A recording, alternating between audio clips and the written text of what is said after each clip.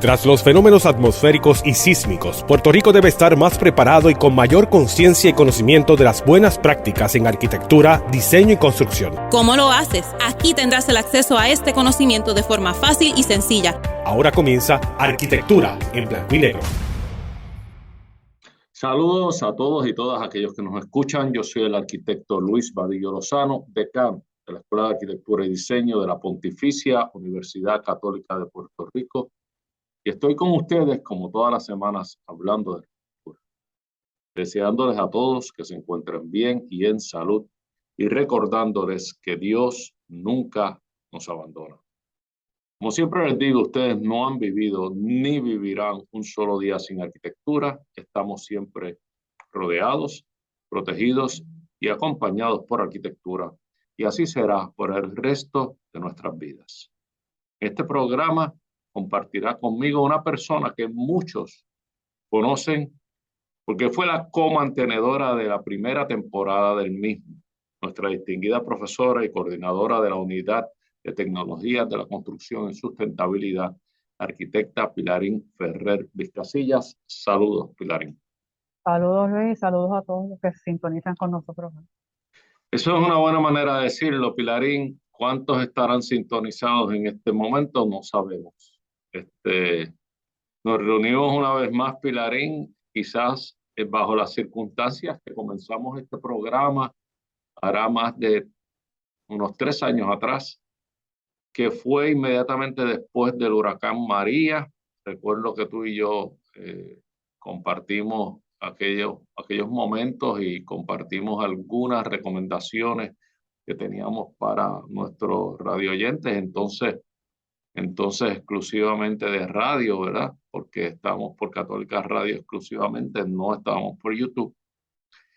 Y luego de María, pues la naturaleza nos parecía querer enseñar una lección al exponernos en el 2020 a los terremotos y luego al COVID.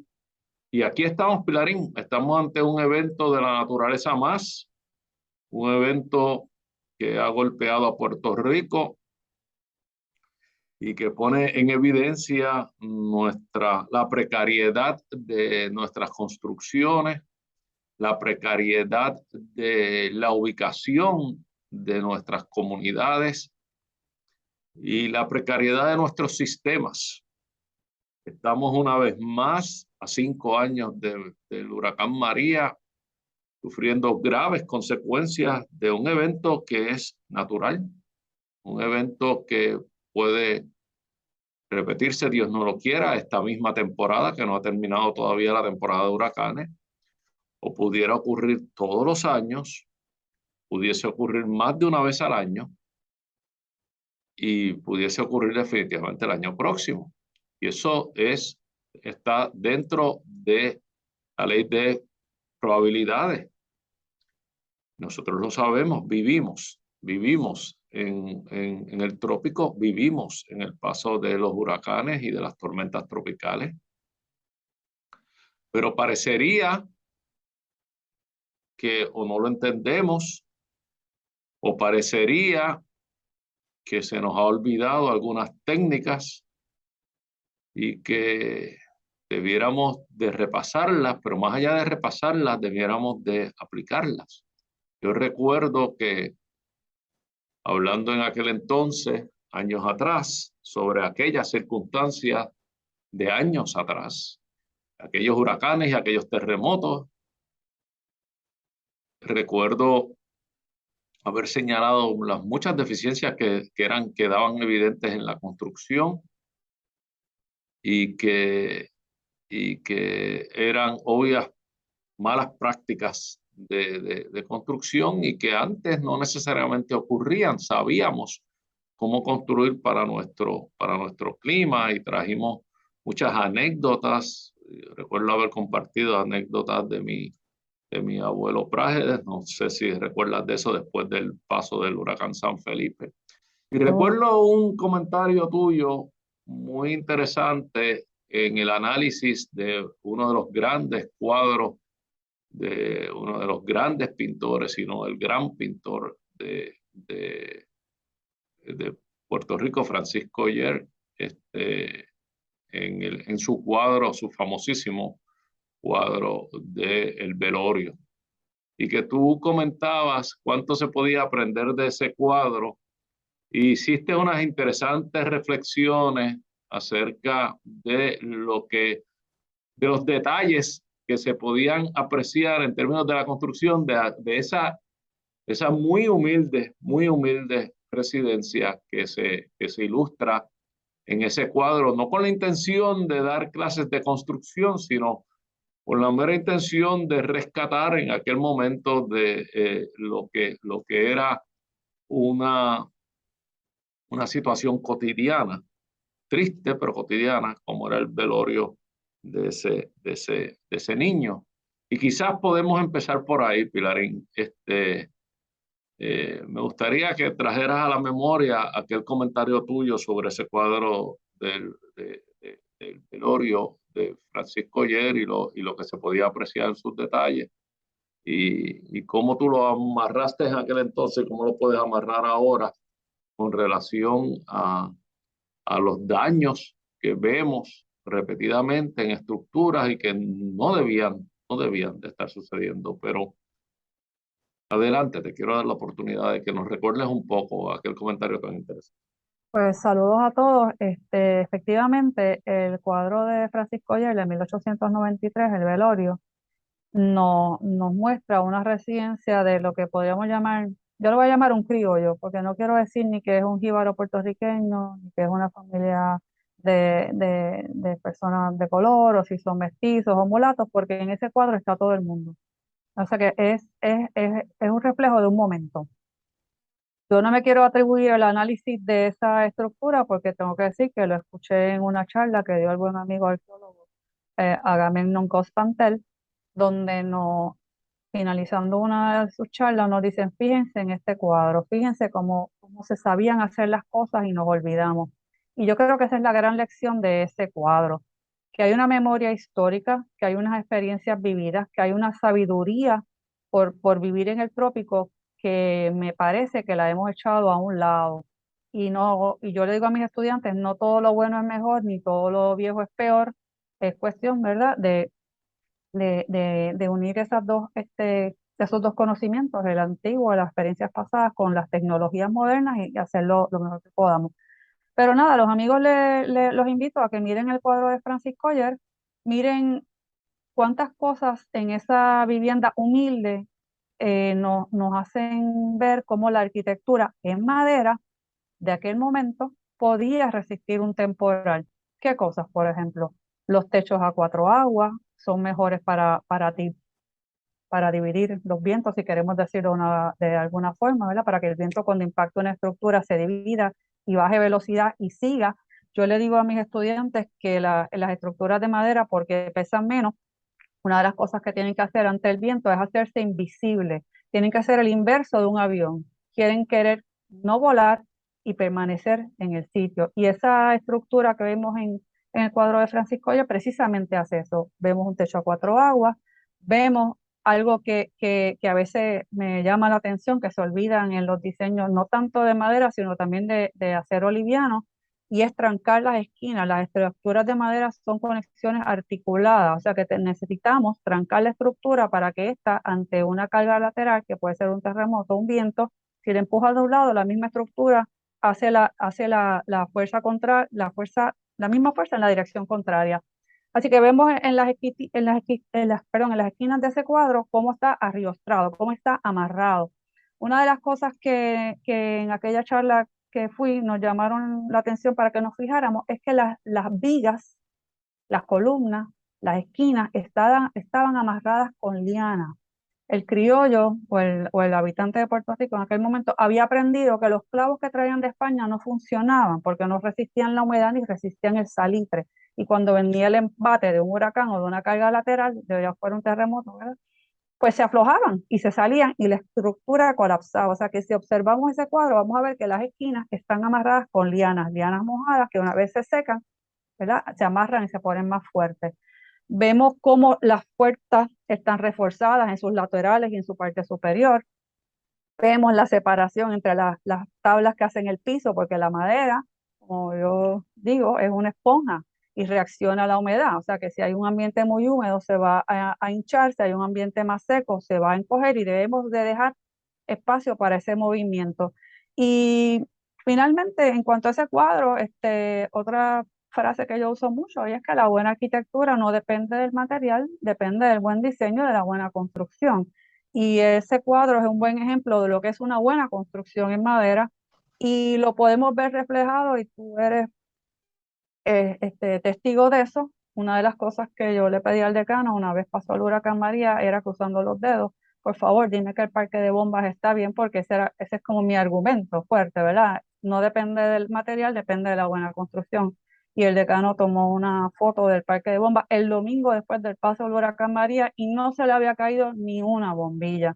Y el parque de bombas es otro buen ejemplo de cómo la arquitectura en madera, bien hecha, bien pensada, bien diseñada, es capaz de resistir a un huracán casi categoría 5, que fue el huracán María que nos azotó. Y el parque de bombas continúa ahí, Pilarín. Así mismo, ahí Nuevamente está. sobrevivió. Y O sea, curiosamente, es de la misma fecha del cuadro de Francisco Ller, o sea que coinciden en eso. todos los comentarios que nos has traído son interesantísimos y en un momento tan triste como este, que sabemos que muchos compatriotas están pasando un momento tan difícil, quizás no es el momento correcto o la oportunidad para decirles, te lo dije. Quizás no es la oportunidad para dar lecciones, pero es que ya no sabemos cuándo es el momento. Es triste para nosotros ver una y otra vez cómo se afectan estructuras por razones que pudieron haberse evitado. Uno de los temores míos después del huracán María y después del terremoto, y me parece, estoy seguro haberlo comentado en este programa y haberlo comentado contigo, es el hecho de que la prisa, al perder un techo, perder el techo es lo peor que se puede perder, quitando obviamente la vida. Perder el techo es peor que perder la luz o peor que perder el agua. Perder el techo es perderlo todo, perdiste sitio, lo perdiste todo. Y ante la necesidad de volver a poner techo sobre tus cabezas y sobre las cabezas de tu familia, viene la prisa que nunca es buena consejera. La prisa que va a ocurrir en el peor de los momentos cuando no hay los materiales adecuados porque hay una gran demanda de materiales. Y que entonces se suma la prisa al argumento o a la excusa de después yo vuelvo para atrás y lo refuerzo. Cuando pase todo esto y cuando tenga oportunidad, yo lo hago mejor. Y ese momento después para mucha gente nunca llega. Y por eso es que volvemos a vivir las consecuencias que vivimos. Es muy interesante cuando tú dices, y me parece muy acertado, cuando tú dices de que la estructura se tiene que hacer invisible. La estructura se tiene que hacer invisible al viento y como un techo a 4 aguas es mucho mejor que un techo a 2 aguas, que es el techo más común que se usa en Puerto Rico. Y como la residencia de un techo que tiene 2 aguas, pues tiene 2 paredes que le hacen gran resistencia al viento. 2 paredes de un material que quizás no es el más fuerte, el más rígido de todos, como son las estructuras de madera. Es curioso cuando tú dices reforzar las esquinas, porque le añades una rigidez que de lo contrario una estructura de madera que todos son partes sueltas no tiene. Y al no tener esa rigidez pierde una gran capacidad de resistencia al viento, sobre todo cuando sabemos que en las esquinas la presión del viento aumenta 10 veces en comparación con la presión del viento sobre cualquier otra parte de la pared. O sea que esas esquinas tienen que quedar reforzadas.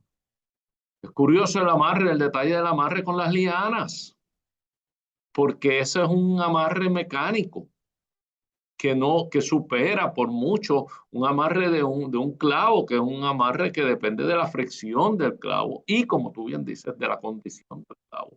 Si bien es cierto que los clavos en tiempo de España no eran tan buenos, quizás no son tan buenos ahora tampoco.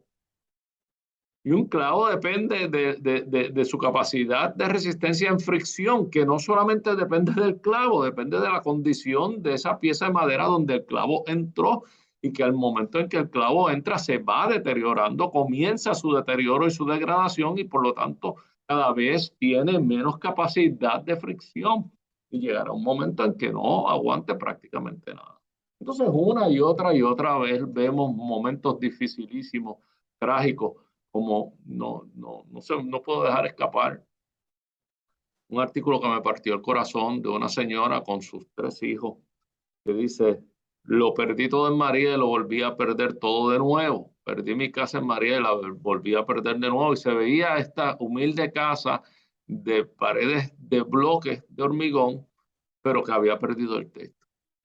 Pero de una simple observación de esas paredes, Pilarín, se veía que esas vigas no habían sido ancladas, no había ningún anclaje allí, no había nada, simplemente había sido puesto por encima. Eso es una observación casi de tipo forense que uno puede hacer. Es como que después del terremoto, cuando uno veía las paredes caídas y veía que no tenían refuerzos suficientes de acero, y uno lo ve en la destrucción, uno puede ver en la ruina de la ruina, uno puede aprender qué es lo que no se hizo correctamente, porque queda expuesto, los errores quedan evidenciados luego de que desaparecen los componentes. Entonces, es como si se viviera un espejismo. Yo no sé si tú estás de acuerdo conmigo, pero esa señora, lamentablemente, si yo me la encontrase, yo le diría: señora, yo lamento mucho su pérdida, pero usted no ha perdido 2 veces su casa, usted nunca la tuvo.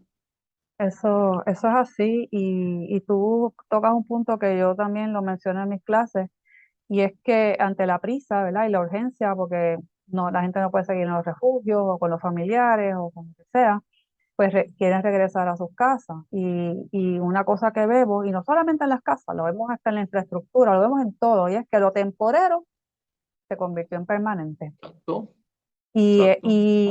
y no revisamos si eso temporero está hecho correcto. Me da mucha tristeza, pero es increíble que yo estaba hablando precisamente de este tema el viernes antes de que nos azotara el huracán Fiona, y anoche me llega un correo electrónico de una estudiante mía que vive en una casa de techo de madera y pasaron la aterradora experiencia de estar dentro de la casa mientras el huracán les arrancó el techo. Es que yo no me puedo imaginar qué debió de haber sentido esa familia. Y entonces ella me escribe: profesora, justo lo que usted habló, bueno, se me paran los pelos, justo lo que usted habló en la clase del viernes. Así mismo, los clavos no eran los adecuados, eran cortitos, y como yo le decía, si ese zinc, el acanalado que le llamamos nosotros, no tiene el grueso, ¿verdad? Lo que llama en inglés es el gauge, correcto, y si no está bien puesto, bien anclado, con unos clavos adecuados, profundos, se va a ir y usted se va a quedar con todos los clavos bellos y preciosos puestos cuadraditos, pero el zinc se va. Y así fue. Rompió el zinc, se quedaron todos los clavos sobre las piezas de madera y esa gente se quedó expuesta en medio del huracán. No, es muy triste todas esas historias y serían tan fáciles de atender, pero esta mitad del programa ya se nos está acabando y quedan muchos temas por tocar, eh, algunos consejos que dar y comentarios que recordar a nuestros oyentes, que espero lleguen. No sé cuántas personas de nuevo nos están escuchando, se pueden conectar con nosotros. A todos aquellos que nos están escuchando y que la están pasando mal, con ustedes, nuestros corazones, nuestras oraciones y nuestros deseos de que superen pronto esta situación, pero nuestro consejo de que vamos a hacerlo mejor en esta ocasión. Y en esta segunda mitad, Pilarín, queremos hablar de algunos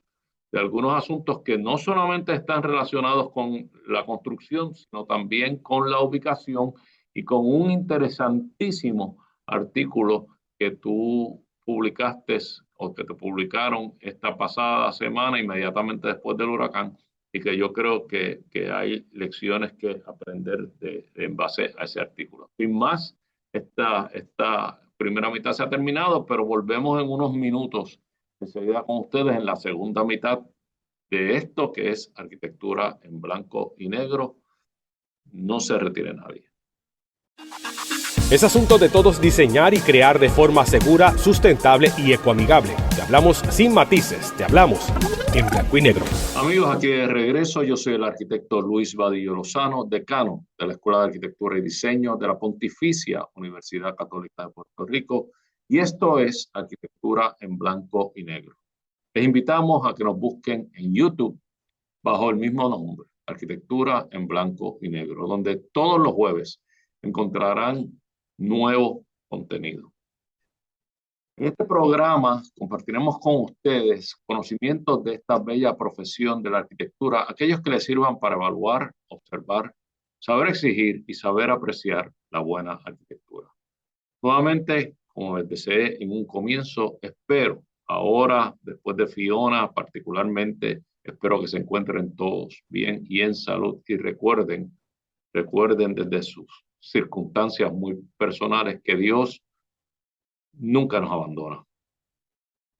En esta segunda mitad del programa continúa conmigo nuestra coordinadora de la Unidad de Tecnología de la Construcción y Sustentabilidad, la que ustedes conocen ya de hace varios años, la profesora Pilarín Ferrer Vizcasilla. Gracias, Pilarín, por continuar con nosotros. Seguro.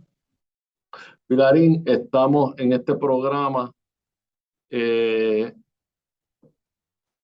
compartiendo la triste evaluación o la evaluación de los tristes sucesos y efectos del huracán Fiona sobre Puerto Rico, un huracán categoría 1 que apenas la mayor parte del tiempo que estuvo afectando a Puerto Rico fue en su calidad y categoría de tormenta, ni tan siquiera como huracán, sino al final de la proximidad en Puerto Rico fue que se convirtió en huracán categoría 1, y sin embargo tuvo unos efectos impactantes sobre todo Puerto Rico, particularmente todo lo que es la costa sur y suroeste, pero Puerto Rico entero se vio afectado, y una vez más, como dije en la primera mitad del programa, quedó expuesta la inmensa fragilidad de nuestros sistemas, de nuestras construcciones y de nuestro juicio, Vuelve a ser cuestionado nuestro juicio a nivel social, a nivel individual también. Muchas decisiones incorrectas quedan obviamente expuestas ante un fenómeno como este. Decisiones incorrectas en términos de construcción, de aplicación de sistemas y de métodos, de selección de materiales, pero decisiones incorrectas en términos de ubicación también. Ubicaciones que son claramente no apropiadas ni para una residencia ni para una comunidad, y que por razones en ocasiones de índole político, por razones en ocasiones de no tener opciones, mejores opciones de ubicación, o por razones incluso de carácter sentimental, la gente sigue ocupando lugares en los cuales no debiera estar. Y esto constituye un grave riesgo para la vida y para la propiedad de todos aquellos que insisten en ocupar esos lugares, y es un fallo de nuestra sociedad el no lograr removerlos con eficacia y con convencimiento, de manera de que todo el mundo que sea removido de esos lugares entienda de una vez que ese no es un lugar para estar. Pero sin tomar más de nuestro tiempo, quiero ir a un artículo que te publicaron a ti esta semana, como dije en la primera mitad, inmediatamente después del huracán, y que se tituló El mensaje de Fiona en Puerto Rico y el peligro de continuar ignorando a la madre naturaleza. Y quizás tú nos puedes hablar del contenido de ese artículo y mientras yo voy a acompañar la conversación con unas imágenes de Fiona que pude recoger de todos estos días. O sea que te voy a pedir, por favor, que compartas con nosotros el contenido de ese artículo y la razón del artículo. Bueno, gracias. El artículo lo escribo porque cuando empiezo a ver las imágenes de lo que fue el impacto del huracán Fiona y la tormenta, en verdad, en su inmensa mayoría del tiempo que estuvo sobre Puerto Rico, Fiona sobre Puerto Rico, pues me trajo a la mente una situación que conocimos de unos proyectos de unas comunidades, un poquito como esta que estamos viendo aquí ahora, que están ubicadas en el lugar incorrecto. Y quiero hacer hincapié sobre eso porque uno puede resolver buena construcción, uno puede resolver una casa de hormigón, una casa de madera, cualquier tipo de material. Pero si usted está en un terreno inestable, en un terreno propenso a deslizamiento, un terreno propenso a inundaciones, usted no tiene vivienda. Simplemente usted no tiene vivienda. Y aquí en Puerto Rico, lastimosamente, hay muchas comunidades ubicadas en lugares donde no se puede estar y donde no debiésemos de permitir que nadie viviera, porque De su hecho, vida, estas mismas fotos ilustran viviendas adecuadas, bien construidas, pero en lugares que están anegados de agua. Y ahí vemos toda la infraestructura, o sea que son lugares inapropiados, sin embargo, se les ha provisto de luz, incluso vemos una torre de comunicaciones por allá al fondo.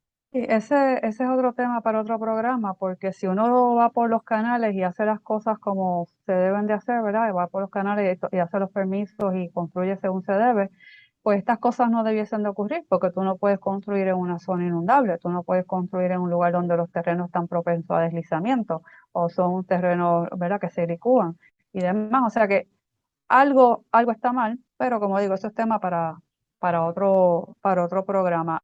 Me llama la atención también cuando uno ve las imágenes en la televisión y el puertorriqueño es una persona de un corazón inmenso, ¿verdad? Casi no le cabe en el cuerpo. Y estaba viendo una residencia de un pobre señor, algo así, que quedó desolado, vamos a coger la casa de atrás, y ahí va un grupo de gente, la casa le llegó el agua al techo, sacan todas las pertenencias, botan toda la basura y le llenan la casa, la limpian, la lavan, toda, con todos artículos nuevos. Y él bien dice, así mismo me pasó con María, y yo pensando, pero bueno, esto ya pasó con María, lo está viviendo con una tormenta tropical que no era ni un huracán categoría 1 cuando pasa por el lugar por donde pasó, y vamos a repetir la historia. Yo no me imagino, y aquí tengo que ser, ¿verdad?, un poquito sentimental, lo que debe ser que le digan a uno, te tienes que ir, tienes que dejar tu casa, tienes que dejar tu vecindario, tienes que dejar tu comunidad y te tienes que ir a otro sitio porque aquí no puedes estar. Pero de igual forma, Luis, no me imagino lo que debe sentir una persona como la estudiante que acaba de mencionar en una construcción que a todas luces, como bien ella me pone en su mensaje, no cumplía con nada y que en una noche de una tormenta tú estés bajo esas condiciones pensando a dónde voy, qué hago, ¿verdad? Pero mira Y esta imagen, Pilarín, mira esta imagen. Yo estoy seguro que eso era una casa sólida, donde la gente se sentía cómoda por la solidez.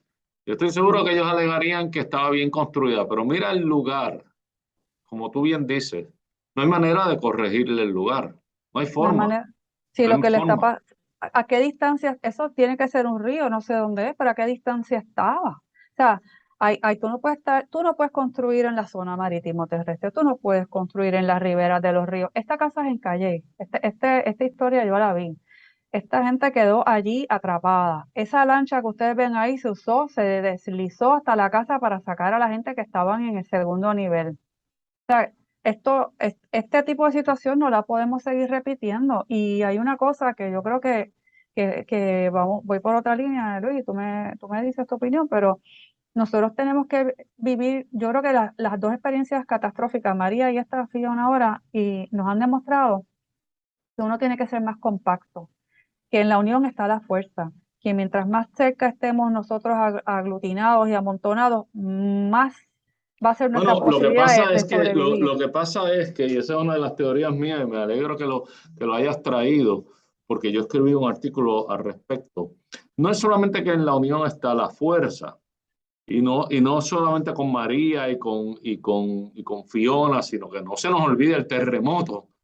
Es que uno de los problemas que tenemos, y lo estamos sufriendo ahora se fue la luz el 100% de Puerto Rico con Fiona, es que al nosotros estar desparramados, regados, viviendo donde queremos y no donde debemos, como tú tantas veces dices, hay que llevar electricidad y hay que llevar agua hasta ese último rincón donde a ti se te ocurrió vivir o donde esa comunidad se le ocurrió ubicarse. ¿Y qué pasa? Que mientras más te desperdigas, mientras más te retiras, esa es más infraestructura hay, más millas de cable, más millas de tubería. Y entonces, por lo tanto, hay más exposición porque hay mucha más infraestructura de la que tú hubieras necesitado, más millas y kilómetros de carretera. Y más allá de eso, como no somos un país rico, Exacto. esos cables, esas tuberías, esas carreteras no tienen la misma calidad, porque hay que llegar hasta allá, pero no van a llegar con el mismo calibre. No que si nosotros hubiéramos sido más compactos, nos hubiéramos acercado más, serían menos cantidad de millas de cable, menos cantidad de millas de tubo, menos cantidad de kilómetros de carretera, menos semáforos, menos luminarias, menos letreros. Y al ser menos, es menos lo que hay que recuperar después, más fácil de recuperar, pero al ser menos también podemos darnos el lujo de hacerlo de mejor calidad, de una mejor calidad. Y entonces no vamos a sufrir las consecuencias tan graves que sufrimos con los servicios. O sea que el ser compacto es una gran ventaja y máximo para un país como el nuestro. Todas esas cosas que tú estás mencionando al final del camino cuestan, alguien las tiene que pagar y estamos, o sea, no es secreto para nadie que Puerto Rico está en quiebra, recuperándonos de una quiebra y el tener que dedicar tanto dinero a esta única casita encima de la montaña y aquella otra allá abajo en el valle, pues se va dinero que se podría utilizar, como tú bien dices, en una mejor calidad de conexiones. Uno de los reportajes que yo estaba viendo en la televisión, como hemos visto todos estos días, decía, la comunidad de no sé qué quedó aislada, quedó incomunicada. Y yo pensando, la comunidad X siempre estuvo incomunicada, siempre, porque en una situación como esta, no es cuestión de de dónde o qué, es cuestión de cuándo va a pasar. O sea, no es que sí Exacto, va o a sea, pasar. eso es como, aquí vemos esta casa nuevamente, ahora vista desde arriba, con el río pasándole. Dice, perdí mi casa. No, no la tuvo, es lo que yo decía al principio. Vivió un espejismo, no la tuvo. Y a mí me da mucha pena, ciertamente me da una pena horrible ver estas circunstancias porque estas personas lo han perdido todo. Pero, pero si nosotros tenemos tan poca capacidad y tan pocos recursos y perder una residencia es algo tan grave, entonces tenemos que procurar, cuando lo hacemos, hacerlo correctamente, hacerlo correcta. Eso ni los cimientos, es evidente, ahora hablando de un análisis forense, ni los cimientos son adecuados. No había ni tan siquiera hubo el intento de un muro de retención contra el agua. No hubo nada. No hubiera sido suficiente, pero es que no lo hubo tampoco. No hubo la intención. O sea que Yo, me da mucha pena. Mira esta condición. no, terrible. Hay una cosa que todos estos días me han puesto a pensar y tengo varias frases en la cabeza que quisiera compartir con los que nos están escuchando. Y una de ellas es que yo creo que tenemos que romper la cadena de la dependencia. ¿Qué quiero decir esto? Si donde yo vivo dependo de que me rescaten, estoy mal. Si donde yo vivo dependo de que haya bombas que en caso de una emergencia funcionen para sacar el agua, estoy mal. Porque en una emergencia es cuando se va la luz, cuando llega el agua. O sea que no estoy en el lugar equivocado. O sea, hay unas señales que te están dando de que debes de pensar si tú estás en el lugar correcto. Otra cosa que me llama la atención, y ahora hablo de los fenómenos naturales, y lo vimos ahora con Ian, qué rápido se forman y qué rápido evolucionan. no nos están dando mucho tiempo para prepararnos. Y yo quisiera y veía a los alcaldes exhortando a las comunidades que abandonaran, que desalojaran, que se fueran, que pusieran su vida a salvo. Y yo los oía, no, todavía no, yo, pero todavía no, pero es que estamos esperando a poner en riesgo la vida tuya y la del rescatista. O sea, ¿qué vida vale más? ¿Vale más la Bueno, tuya? ¿Vale más la de él? No, no estaba bueno, entendiendo el mensaje. yo entiendo lo que te estás diciendo en términos de qué rápido evolucionan los sistemas, tanto que, y cada vez más, porque con el calentamiento global sabemos que las temperaturas del mar están altísimas. Ahora estamos viendo este huracán Ian que acaba de azotar a las Islas Caimán y a Cuba y que va en dirección a la Florida.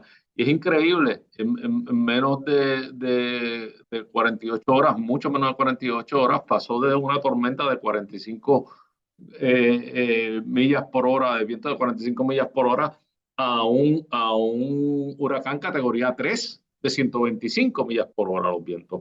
O sea que sí, evolucionan rápidamente, pero en lo que no debemos de confundir es que tenemos mucho tiempo para prepararnos, porque nosotros debiéramos de nacer preparados, debiera ser parte de nuestro ADN. Nosotros debiéramos de estar claros dónde vivimos, tanto a nivel de ubicación global, o sea, dónde es el Caribe, dónde queda Puerto Rico dentro de ese contexto, y dónde vivimos nosotros, dónde ubicamos nuestra residencia, dónde estamos, y tratar de funcionar en base a eso. Yo no sé si yo no sé, vamos a tener que tocar estos temas y yo prometo que en futuros programas vamos a ir con unos consejos más específicos. Y este programa ha sido un poquito más visceral porque el dolor es inmenso y la pena es inmensa por tanta y tanta gente que está sufriendo, pero tenemos que aprender a hacerlo mejor. Tenemos que aprender a hacerlo. Estoy de acuerdo y sobre todo esto es como un déjà vu, ¿verdad? Pues nosotros empezamos haciendo el programa luego del huracán María, entonces supongo que haría igual, extremadamente frustrante ver que personas que lo perdieron todo, que pasaron una experiencia horrible, vuelven y regresan al mismo sitio donde eso pasó.